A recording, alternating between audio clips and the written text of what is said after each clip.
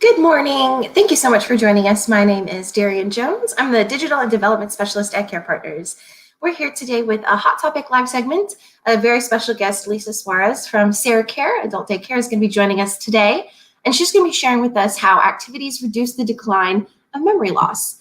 And so we're really excited about this topic, and it's very relevant right now with everyone at home. There's still things that you can do to help your loved one stay engaged and just try and do meaningful things with them. So we'll get into that in just 1 minute, real quick, from Care Partners. As always, we would love to hear from you. We are still offering in-person, or all of our in-person events are canceled through the end of the year, but we're offering a bunch of online resources, including these hot topics. We have the Caregiver Support Group twice a week, Common Ground, and we're also offering Gathering at Your Place, which is a virtual gathering place event, also held on Zoom once a week. We have a bunch of we have record every single one of those, and so there's an archive of videos on our website. We also archive all of these hot topic videos. So we've done over 60 throughout this pandemic, and we would love for you to go find some helpful topics in all different areas of caregiving. So we'd really love for you to check that out, and that's on our website, carepartnerstexas.org. If you have any questions, or we'd love to just hear from you how you're doing. If there's anything else you could need from us, you can give us a call at 713-682-5995. And just remember that we have a bunch of online resources that we really would love for you to check out. And you can always email us at info@carepartnerstexas.org as well. With that, I think we'll go ahead and get started in the topic today. Lisa, would you mind telling us a little bit about yourself and what we're going to be talking about? Okay, well, I'm with SarahCare Adult Day Care, so it's a day activity program. We're also a healthcare provider. We have a nurse and staff to take care of any medical needs they may have. And of course, our goal is for them to stay active. And that's why I'm doing this talk, just to give you some pointers how you can keep your loved ones active even if you're at home. We do understand that you are very careful with your loved ones, that you just don't want them to mingle with other people, but it is also important for them to have some socialization. And I've seen this myself during when the COVID was still at its peak. Uh, our participants who have stopped coming has really or showed some decline in their function. And, as we say, if you don't use it, you lose it. And of course, it's sometimes difficult to do activities at home. But anyway, you can still do some activities while you are at home and keep them active. And we all know that if you don't use, or if you stay idle, the more that your brain function will decline. So if I can have the first slide, Darian. So my topic is how activities reduce decline in memory. Second slide. Exercise. Exercise. Of course, exercise doesn't just benefit your physical health, it also helps boost your brain function as well. And by doing, like they say, about 30 minutes of cardio at least 3 times a week, your chances of especially memory loss, especially associated with Alzheimer, decreases significantly. And this is because you increase the blood flow to the brain. It encourages the new brain cell to grow. And of course, these are exercises that you can do at home. There's a lot of websites. If you Google some exercises for the seniors, these are exercises that you can also do while you're sitting down. And little exercise is always better than none. And don't feel pressured to take up anything too strenuous. Okay, this just just to just to keep you moving is much better than none. So simply going for a walk or riding a bicycle or gardening, it all that's all it takes to increase your heart rate. Next slide, please. Puzzles. Well, like I mentioned earlier, if you don't use it, you lose it. So challenge your brain on a daily basis with any variety of puzzles, crosswords, jigsaw puzzles for higher level individual, maybe Sudoku. And the more time spent challenging your brain the early years of your life, the better, just like exercises. So keeping your brain engaged can generate new brain cells. And you can also do photo puzzles, photographs that is familiar to the individual and put them together. Um, and also you can download some puzzles online. And you know we suggested photos because these are familiar places or familiar faces that can be easily put together, and it's also a good brain exercise and can stimulate memories associated with the pictures. Next slide. Gardening. You probably heard of the Zen garden. They recommended Zen garden, but I don't have a green thumb. I'm a plant killer, so I'm not very interested with gardening. But you can do gardening at home, and you will be able to guess why gardening next next on our list of activities. It's because you create a peaceful and stress-free environment. You're able to help alleviate most mental discomfort associated, especially with Alzheimer's. Traditional gardening can be quite strenuous to be you can hire somebody or someone who can do the heavy lifting, but make garden more of a retreat opposed to a job, and it will be therapeutically beneficial. Next slide. Okay. Well, before we go to work backwards, because I just had I wanted to use the slides just to demonstrate a picture, but I would like to talk about yoga and meditation, since we've talked about having a peaceful and stress-free environment. I'd like to mention about yoga and meditation. These are a great way to reduce stress and anxiety with anyone, especially those with Alzheimer's. Research shows that by meditating 15 to 30 minutes a day over time will improve connectivity with a part of the brain that never shuts down, and the shrinkage of the hippocampus, which is part of the brain that is responsible for memory and learning, um, and also yoga can provide great social benefits. You can, I know it's not very advisable, but maybe there can be some yoga classes that you can join. Uh, I joined the studio, and they are very good with preventing spread of the virus. They sanitize, and you use mask. And thing with the yoga, it's not like exercising that wearing a mask can be very strenuous and you can easily get out of breath. Yoga is more relaxing, and so you can even wear a mask while doing it. I also want to mention cooking.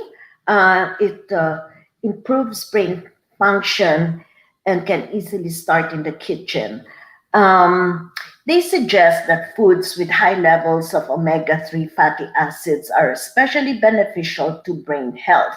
So, a food like salmon, herring, tuna are great examples of food that are high in omega-3. So, if seafood doesn't suit your taste, what about going with the nuts? Flaxseed, soybean oil also contain high levels of omega-3. And try eating this food 2 to 3 times a week. The kitchen is also a great place for social interaction to take place. You can, you can invite some friends, two or three, or family, and cooking is kind of like stimulates you. It stimulates your brain, and of course, you want your food to be in the right amount and cooked exactly the way it should be, and this is a challenge for an individual. Next, we have the slide here is to work backwards, and this is more challenging. Switching up your daily routine can be difficult for anyone, and by doing your everyday activities in reverse can challenge your brain and learn something new every day. Even most basic tasks like can become extremely challenging both physically and mentally. An example is like writing backwards or eating with your left hand, and or place your watch in the opposite wrist, or style your hair. Sometimes you part it on the left, do it on the right side, and these are just little challenging activities that can somehow stimulate your brain. It's more of challenging your brain, really. So, doing any number of these activities can activate part of your brain that may otherwise go unstimulated. So, they suggest this working backwards. Next slide.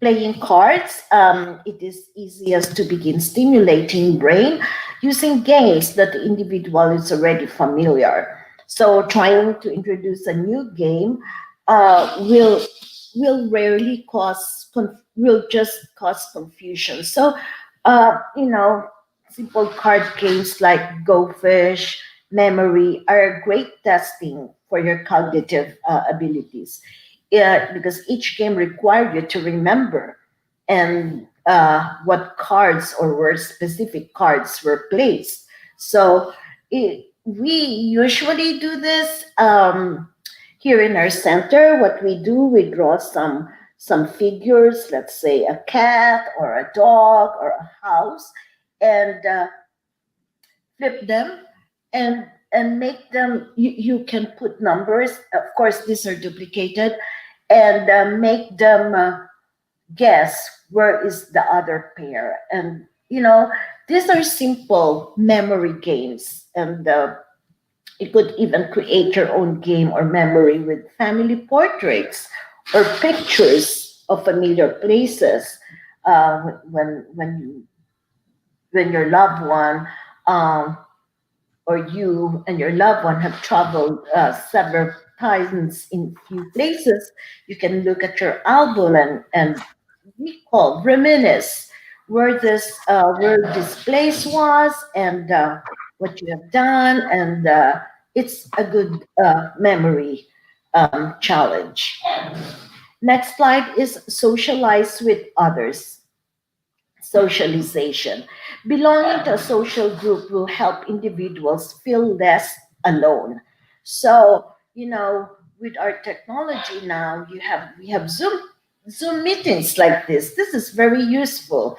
This is a very good way to interact with other people. I'm sure you miss other people that go to your probably the gathering, and this is a good way to socialize again and interact. And thank God for our cell phones, our Facebook, and this is a good way for them to socialize even inside the house, that you don't even have to go out. So it helps stimulate your mind in the process. And participating in shared activities can also help individuals feel less isolated. And so maybe you have considered joining dancing class, and experience new things. Yeah, join some classes that you know simple, like I mentioned dance class, and this can benefit by socializing with other people, and at the same time stimulating your brain and challenging your brain to learn a dance or an exercise program. So it is important to maintain and build relationships with friends and family. And I know some churches are closed, and but maybe from time to time you can attend a church service, and they have limited, and I think it's very very safe now to go to church because they have limited the number of people going to church, and they have maintained a good social distancing. Next is music, listening to music. No, not only is music therapeutic, but it's also a great way to help trigger memories from the past. Um, you know, uh, Especially with an individual with dementia, sometimes they don't remember the person. Sometimes they don't even remember their family members. But you play the music that was a hit during their time, they remember the song and they will sing it. And that's the beauty of playing music. And uh,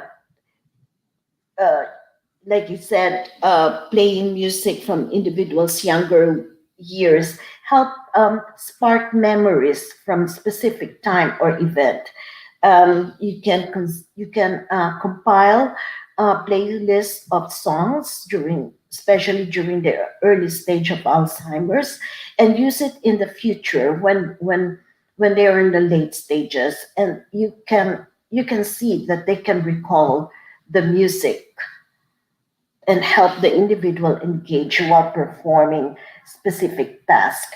Play, let's say in the kitchen while cooking, you play the music, and that's stimulating the brain, not only one activity but two activities. Or while you play cards, you play music. So these are different activities that throughout the day to maintain regularity and correlate specific tasks during while you play the music. Um, I think that's all I have for. Oh, well, this is just to mention, you know, when dealing with people with dementia, you also consider to have consistency, doing it over and over, because one doing it one time is not going to help. You need consistency and routine. Always do it with a smile, and make sure you have a structured activity, and make sure of course, you have an access to medical care. I mentioned about favorite music and objects, and you always say self-centered language. It's not what you want, but what this individual wants to do. And that's why here in our center, we may have, a schedule of our activities, but I always tell the family we don't follow the schedule strictly, because it depends on the individuals during that day. We want to cater to what they want to do, and not what we want them to do. So I think that's very important. That's about it. I hope I have given you. Um, you can just delete this. I mean, not show it anymore. Those are the important things that refer to our activities, and these are also the activities we try to do in our center. Um, we try at 10 o'clock to do exercises. That is every day.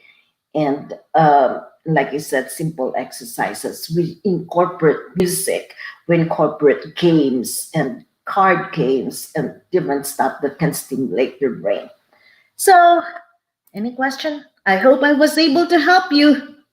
Yeah, that was some really great ideas, some really fun tips. I was taking a few notes. Um, I think one of the common threads throughout all of the different activities you were talking about is how it's important to just activate the different parts of the brain. And you mentioned doing something while doing something else, or doing an activity with your hands while listening to music. That activates multiple parts of the brain at the same time. I think that's really cool and interesting, and important to think about when you're coming up with activities to help with your loved one. Um, I loved your ideas about the bringing in photos and creating a memory game, and just trying to bring up memories from like a childhood or their early stages. Creating the playlist, I thought that was a great idea. I had never heard that one Because before. you can repeat it, and especially in the early stages, of memory loss. If you create this playlist and then later on, play it again, and they will remember. Yeah, that's really, really interesting. I know how music can be magical. One of the things we do all the time at the Gathering Place is we have music all the time, because you really see how it changes people, and it really activates something in their brain, like you were talking about a lot. And I think just another one important thing I love that you mentioned is going outside or just staying active, even just going for a walk is really, really important. Trying to see if there's anything else. Oh, I think your best tip, or one of my favorite tips that you talked about, was trying to find a routine. I think right now, especially, it's a little bit harder to do that, but I think that having some sort of routine or some sort of resemblance of stability can really help someone with dementia. So I guess do you have any last minute tips or advice or anything else you'd like to add for today? Well, you can always call me, and I'll be here to answer any concern. And I think I've mentioned everything that would be useful. And you can always start with simple activities, like I said. These are really simple that you can do at home with your loved one. Awesome. I think it's important to remember too, simple can be good. Sometimes the easiest games or the easiest puzzles or the easiest things can be some of the most fun and most helpful. So, well, we really do appreciate you being here today and sharing with Thank us. you. Thank you for inviting me. And I hope I was able to help the families create some activities for their loved ones. Yeah, so thank you so much. Thank you You. all for tuning in, and we will be back soon with some more educational videos. Have a great rest of your week, and thanks so much.